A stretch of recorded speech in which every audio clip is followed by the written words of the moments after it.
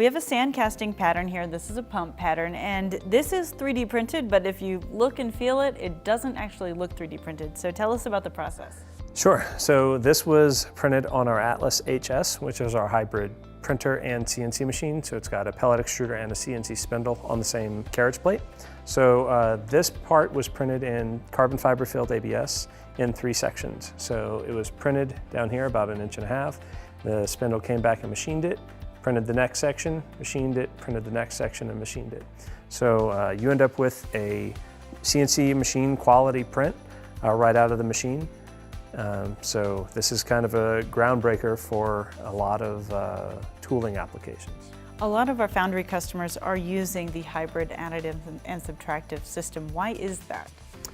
So traditionally, if you have a CNC machine, you don't necessarily need this, but some foundries find this appealing because it's a kind of a 2-in-1 combo. So you can print and machine on the same coordinate system. There's no need for a setup.